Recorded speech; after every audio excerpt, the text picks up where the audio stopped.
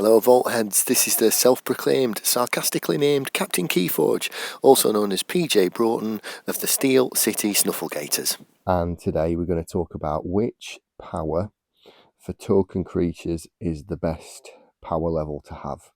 I'm going to start talking about token creatures by house, which ones I think are the best and worst.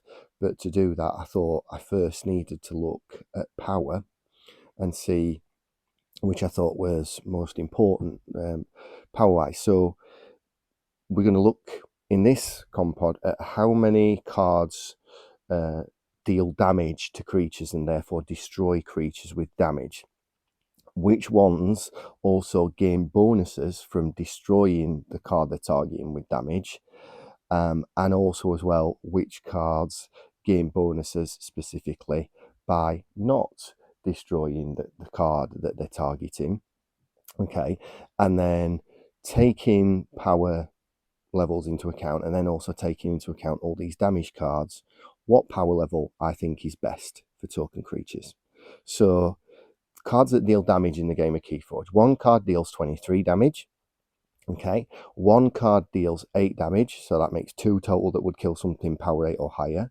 Well, as long as it's in the middle.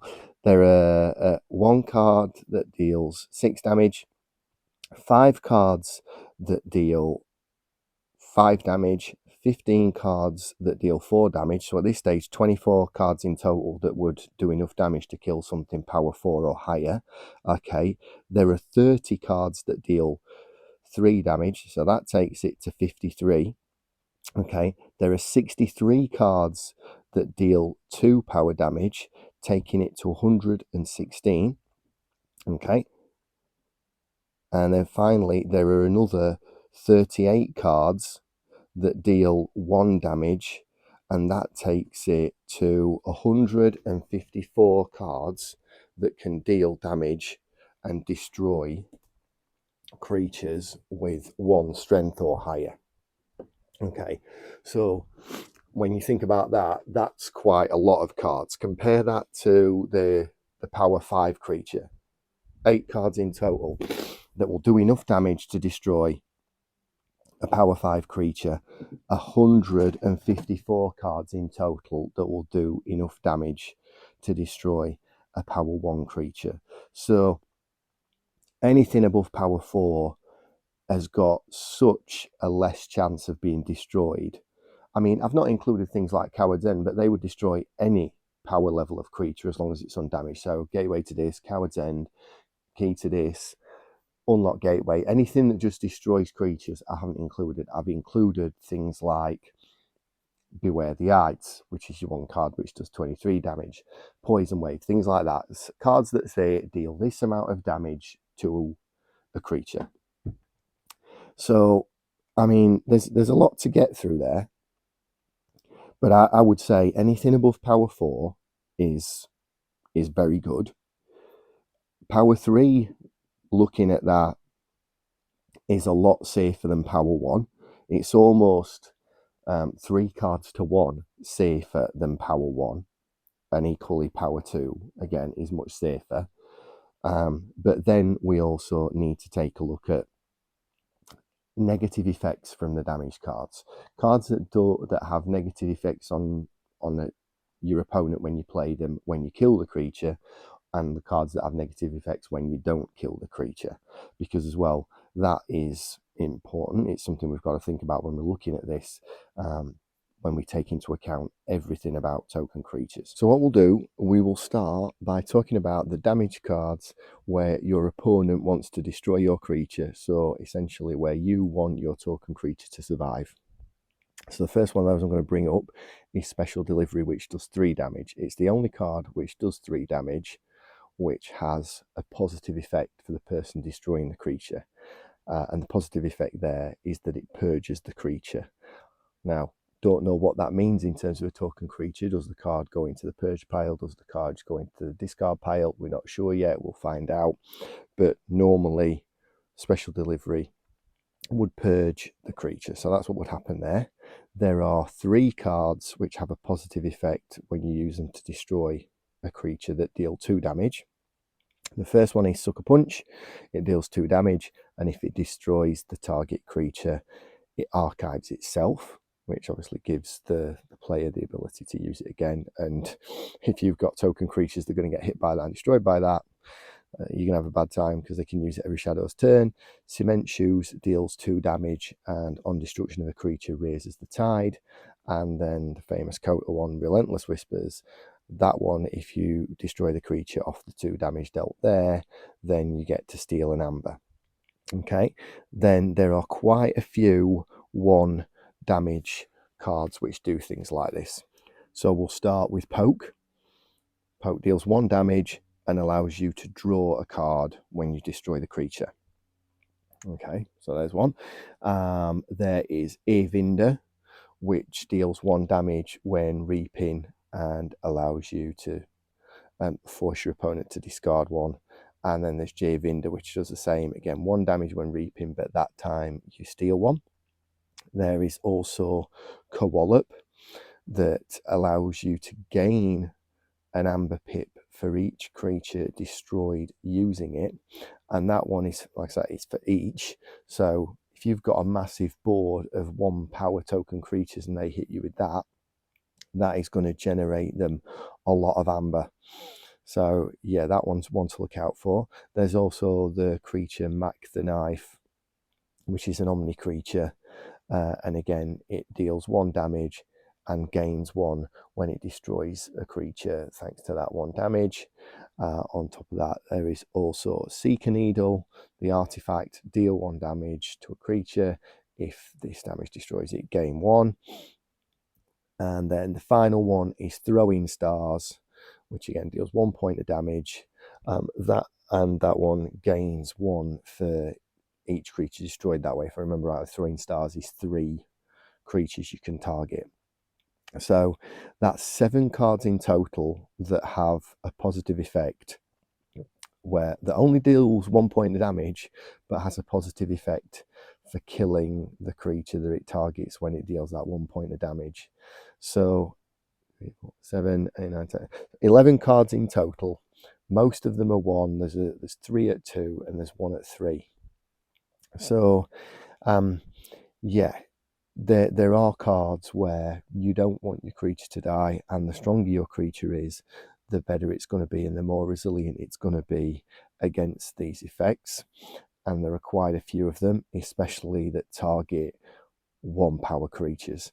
So at first glance there, for me, the 1 power creatures are the ones that are going to suffer the most from that. Then to some extent the 2s. I mean, there's only 1 card at level 3, and we don't even know if that's actually going to purge the creature. It may well not purge the creature it damages, but there's only 1 card we're talking about that's going to have an impact there. So yeah, that is going to be something we need to factor into this discussion about what strength level of power is the best one for token creatures. But there's quite a few examples there of why maybe you wouldn't want a 1 power creature, and certainly a few examples of why you wouldn't want the 2 power creature, but not as many. Then that's going to bring me next onto the damage cards where your opponent wants your creature to survive, and where there's a negative effect if your creature gets targeted by one of these cards and survives it. So there are less of these in the game. Only 4 of these I could find in the game. Okay, so the first one is Gongoozle. So that one is play, deal 3 damage to a creature. If it's not destroyed, its owner discards a random card from their hand. Okay, so yeah, I mean, that's going to destroy anything at power level 1, power level 2, and power level 3. It's going to have to be a reasonably strong creature to get hit with that and survive it. There aren't many token creatures so far that look to be strong enough to withstand this. 1 or 2, and they're not all out at the moment. They've not all been spoiled when I'm recording this, but yeah, I can't see most token creatures even surviving that card. So I'm going to bring it up because it matters, and it's part of the discussion on this, but it's not going to impact on an awful lot of token creatures. So that's the first one of the 4. Like I say, there are 4 that we need to talk about and look at. Okay, so the next one is Scooped, which gains you an amber pip. It deals 2 damage to a creature, and if the creature survives, it captures 1 point of amber from its own side.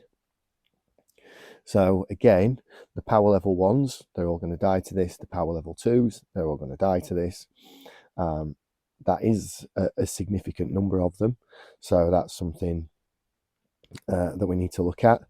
The other 2 cards are also going to be power 2, just like Scooped. So the next one of those is Look Over There, which is very, very similar to Relentless Whispers, but it's a flip of it. So Relentless Whispers deal 2 damage. If it's destroyed, steal 1. This is very similar, but it's actually, if it survives, steal 1. So deal 2 damage to a creature, and then if the creature survives the 2 damage, then you get to steal an amber. So yeah, a lot like Relentless Whispers. Deal 2. If it survives, steal 1. And then we'll go on to the last one, which is the one probably you're all thinking about already. Mark of Dis. Play. Deal 2 damage to a creature. If it is not destroyed, its controller must choose that creature's house as their active house on their next turn. So obviously very like Control the Weak. If you hit something with this and it survives, they're stuck with it on their next turn. So yeah, 3 cards with 2 damage, 1 card with 3 damage. But there was a lot more where you're going to benefit more from killing the creature than it surviving. So what do I think? Any creature requiring 4 damage or more for destruction is a top tier creature in terms of power, because there are so many more cards that destroy creatures with strength lower than 4 than there are power 4 or above. And I think that's another reason why there are so many of them that are lower than power 4, just because of the volume of cards. But yeah, if you're power 4 or higher as a token creature, that's a really good power level to be at. And there's going to be a lot less ways to take you off the board than there is the lower power levels.